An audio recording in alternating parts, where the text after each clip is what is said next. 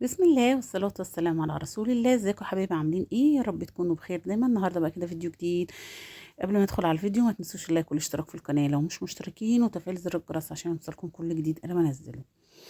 اول حاجة كده حبيت اعملها، يعني ان اظبط الصالة احنا بنقعد فيها، وكمان هي قدام باب الشقة.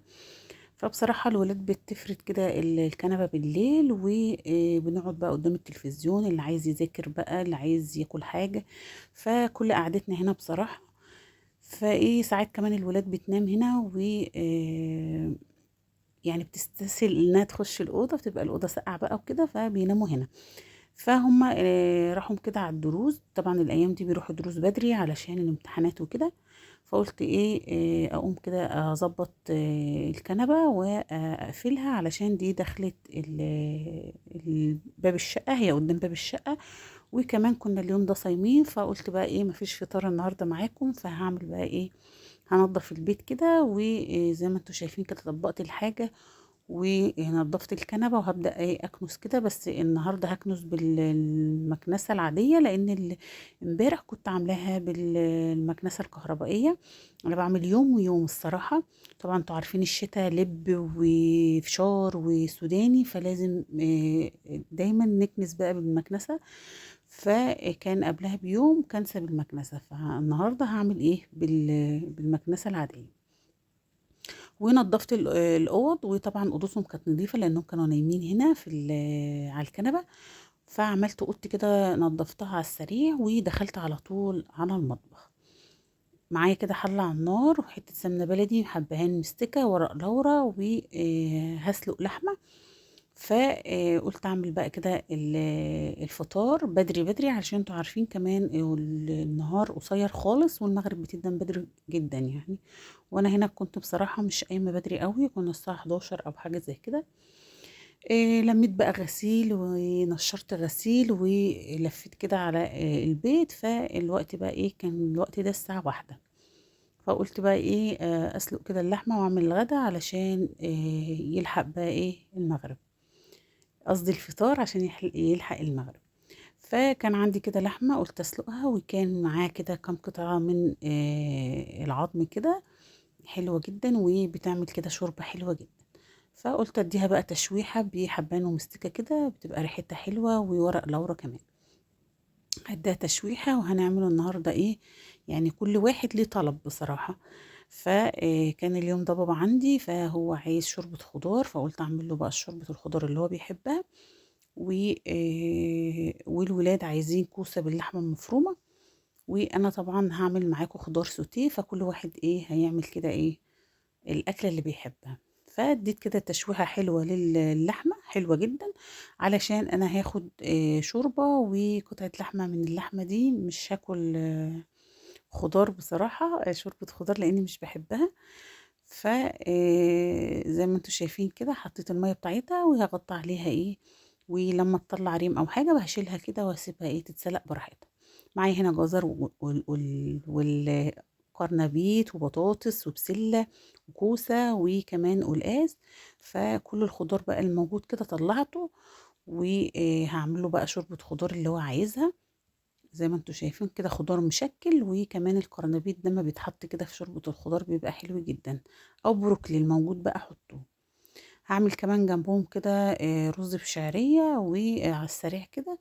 وهعمل بقى على قدهم يعني شوية رز بشعرية كده على السريع. لكن شوربة الخضار هعمل لها لسان عصفور، فهتاكل كده بلسان العصفور وشوربة الخضار. وهم بقى ايه اللي عايز ياكل بقى ايه برز ياكل بقى برز. فعملت كده شوية رز على السريع زي ما انتوا شايفين. و كله كده زي ما انتوا شايفين. بحب اعمل الغدا كل ايه كل الغدا مع بعض كده، علشان اطلع من المطبخ على طول. يعني في ناس بتحب تعمل الرز اخر كده حاجة، بس انا بصراحة بعمل كله مع بعضه كده، وبسيبه بقى براحته كده على نار هادية لحد ما يستوي ويفضل ايه سخن كمان. فعملته كده على السريع، وهركنه على جنب ياخد بقى ايه ويدي مع نفسه كده. واللحمة على العين التانية بتتسلق، نعمل بقى ايه بقية الفطار.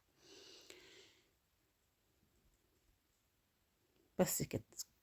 معايا كده طاسة ومعايا كمان لحمة مفرومة، هعمل بقى ايه، هعصج لحمة للكوسة، وهحط لها بقى التوابل بتاعتها، هحط بصلة كده مبشور وملح وفلفل وقرفة وبهارات لحمة، وهعصجها وخلاص على كده للكوسة. طبعا انا كنت مقورة الكوسة كده وانا واقفة برضو، ما عملتهاش من بالليل ولا حاجة، عملتها وانا واقفة. وهعصجها كده للكوسة عشان احشيها كده ايه على السريع. حطيت كده قرن فلفل حامي بيديله طعم كده حلو للعصاق، حلو جدا. وهحط بقى التتبيلة بتاعتها، الملح والفلفل والقرفة، وكمان بهارات اللحمة زي ما انتوا عارفين. بس كده، ما بحبش احط لها بهارات كتير، هي دي البهارات اللي انا بعتمدها في القرفة، في في العصاج. القرفة، وحطيت هنا بابريكا وكمان ملح وفلفل وبهارات لحم او السبع بهارات. بس كده كانت خلصت معايا زي ما انتوا شايفين، ما اخدتش وقت. و هحشي بقى ايه بيها الكوسة. بس طبعا عندي ابني من الولاد يعني مش بيحب الكوسة، فعملت له شوية بطاطس هحشيها له جنب الكوسة، فكل واحد ليه طلبه. هنا كانت اللحمة خلاص استوت، و يعني فاضل لها تكة كده. فطلعت طبعا شوية شوربة بقطعة اللحمة، وحطيت بقى كده كل الخضار بعد ما غسلته كويس جدا، وحطيت معلقة من الصلصة. وزي ما انتوا شايفين كده احط لها مكعب مرق خضار، واحط كمان بصلتين كده بيديها طعم حلو كده. واحنا صراحة بنحبها ايه، ناكل البصل كده حلو. وحطيت كده فصين توم مفرومين، وهسيبها بقى كده. طبعا هحمر شوية من لسان العصفور، هحطهم عليها بعد ما الخضار يستوي خالص، وبعد كده اطفي عليه. بس كده حطيت كده مكعب مرقة دجاج خضار، وخلاص كده هطفي عليها، هغطي عليها واسيبها ايه براحتها. معايا هنا بقى بطاطساية كده مقطعاها صوابع، وكمان جزرة وكوسة وفصين توم. وقلت ايه اعملهم كده خضار سوتيه، وطبعا عملتهم وما اكلتهمش، ما كانش ليا نفسي بصراحة اكل خضار اليوم ده، بس هو كده يعني. عملت السوتيه ده وما اتاكلش بصراحة، الولاد اللي اكلوه يعني. فهنا كان معايا كده بطاطس قورتها كده، قلت احشيها باللحمة المفرومة، واعمل له كده على قده علشان هو مش بيحب الكوسة. وهنا الحشوة بتاعت البطاطس مش برميها، بحطها كده في قاع الصينية، واحط لها معلقة من اللحمة المفرومة، وهفردها كده، وابدأ ارص عليها البطاطس. وبتبقى حلوة برضو، بتاخدي بقى كده منها بالمعلقة كده تحطيها على الرز، بتبقى حلوة جدا وطعمها جميل. وكمان خسارة ان احنا نرميها يعني بطاطس وكده. فيها هحشي كده البطاطس وهرصها، وزي ما انتوا شايفين انا عامله له صينيه صغيره جدا على قده. و الحمد لله يعني ايه كفت ووفت يعني الحمد لله. فهحشي كده شويه البطاطس دول، وبعد كده هحشي الكوسه. فطبعا انتوا عارفين بقى الولاد كل واحد عايز اكل شكل طبعا، وده ما بحبوش وده انا مش بحبه، كل يوم بقى ايه حيرة على الاكل عشان كده يعني بصراحة. فالواحد يعني بيحاول يعمل الاكل اللي هم بيحبوه، بعدين احنا في ايام امتحانات كمان عايزين غذا واكل يعني كويس عشان يعرفوا يركزوا، فما برضاش ازعلهم بصراحة. فحشيت كده البطاطس زي ما انتوا شايفين في الصينية، وكان عندي كده صلصة جاهزة. هحط لها شوية من المية كده، وعشان يعني ألحلحها شوية. وبعد كده هحطها كده على البطاطس، وهغطيها بغطا حلة كده، واحطها على عين البوتاجاز لحد ما تستوي، وهنزلها تاخد تحميرة. معايا كده صينية حطيت فيها شوية زيت، ودي الكوسة اللي أنا قورتها. هحشيها بقى ايه كده باللحمة المفرومة وهرصها. وطبعا وانا بعملها كده ابني قال لي انا عايز عليها بشاميل. انا عايز كوسه بالبشاميل، فطبعا عملت له شويه بشاميل حطيتها عليها كده عشان ما ازعلوش. وطبعا دي مش الكوسه بالبشاميل خالص، بس ايه بنحب كده ايه نرضي كل الاطراف. فهعمل له كده شويه بشاميل صغيرين على البارد، و هحطها كده على الكوسه. لكن الكوسه بالبشاميل طبعا بتتقطع حلقات وبتتشوح بحته زبده كده على النار، وبعد كده بتترص وتتحط فوقها البشاميل واللحمة المفرومة، وبتبقى حلقات مش كاملة كده زي ما انتوا شايفين. فعملت له كده شوية بشاميل على البارد كده، كنت لسه غالية اللبن كده في وانا واقفة، فهو سخن بقى، فعملت له كده شوية على جنب. فطبعا لو حطيت البشاميل كده والكوسة نية مش هتستوي الكوسة، فحطيت لها شوية مية سخنين، وبعد كده هغطي بورق الفويل، هحطها في الفرن تاخد تسويتها عادي، وبعد كده هطلعها احط لها البشاميل وشوية من الجبن كده، وهدخلها تاني تاخد وش. هنا كانت شوربة الخضار استوت، وكانت ريحتها وطعمها حلو جدا، بس انا زي ما بقول لكم مش بحبها، بس كل اللي اكلها شكر فيها يعني، وقال اللي هي حلوه. طبعا الكوسه كده طلعت زي ما انتم شايفين، وكانت استوت خالص اهيت، والبشاميل كان برد خالص، فهنزل كده بالبشاميل. وطبعا البشاميل اللي بيعمل كده صوص تحت الكوسه بيحبوا ياكلوه كده على رز بقى، يغمسوه كده زي ما انتم شايفين. فطبعا رضيته كده وعملت له اللي هو عايزه، بس زي ما بقول لكم دي مش الكوسه بالبشاميل، الكوسه اللي بالبشاميل اللي بتتعمل حلقات زي ما انتوا عارفين. فحطيت له كده شويه بشاميل وشويه جبن كده، وهدخلها بقى تاخد وش تحت الشوايه، وتكون جاهزه بقى ايه كده على الغدا.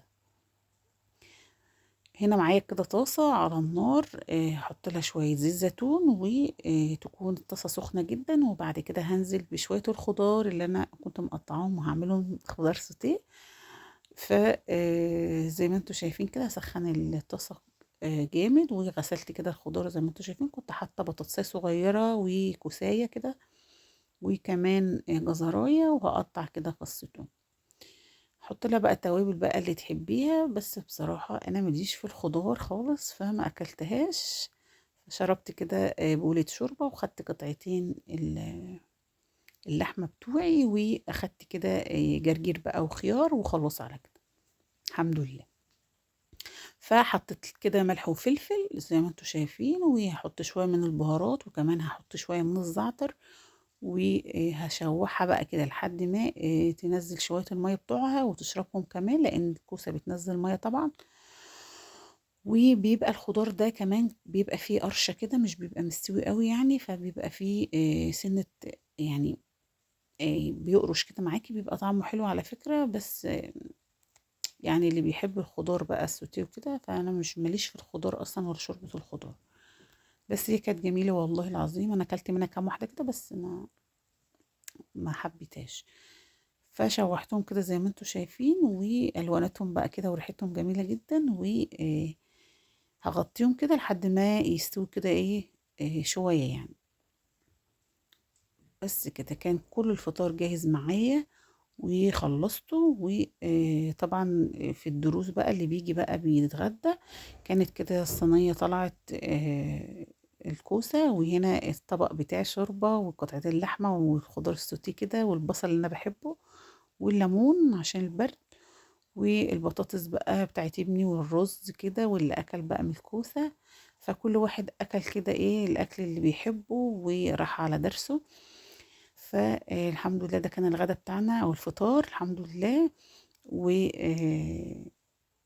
يا رب يعجبكم بقى، كل واحد ايه اكل كده ايه زي ما هو عايز. بعد كده طبعا غسلت المواعين ونظفت الدنيا، وزي ما انتم شايفين المطبخ يعني لحد ما نضيف، والمواعين دي كلها هتتصفى وتتشال. و الاكل اهو، اللي اكل بقى واللي لسه ما اكلش حط له الاكل كده زي ما انتم شايفين بقى، يجي يسخن في الميكروويف وياكل. وبعد الغدا طبعا مخلص خالص بشيل المواعين بقى شفتها، واحطها بقى ايه في اماكنها، علشان يبقى تاني يوم المطبخ نضيف كده لاستقبال يوم جديد يعني. فقبل بقى كده ما اقفل اليوم بتاعي، وانا بعمل صيام متقطع، فاخر حاجة عندي الساعة 8، فقلت اعمل لي بقى ايه فنجان قهوة كده بالحليب، بس دي قهوة بالبندق، طعمها حلو جدا وهي ريحتها حلوة. فحطيت كده معلقة ومعلقة وكيس سكر دايت، وعملت لي كده فنجان، وكان عندي كده تفاحة قطعتها كده، وقلت ايه اتعشى بيها، والحمد لله كان كده يومنا خلص. وطول اليوم طبعا غسيل مواعين طول ما انت واقفة قدام الطبيخ وهو بينطبخ، وطول ما انت واقفة ايدك في المطبخ علشان تطلعي من المطبخ وهو نظيف. فالحمد لله كده ايه بختم اليوم بقى. واللي بيعمل بقى حاجة هو اللي بيغسل مواعينها بصراحة بعد المدة اللي انا بطلع منها من المطبخ. يا رب الفيديو النهارده يكون عجبكم، وان شاء الله اشوفكم في فيديو جديد، والسلام عليكم.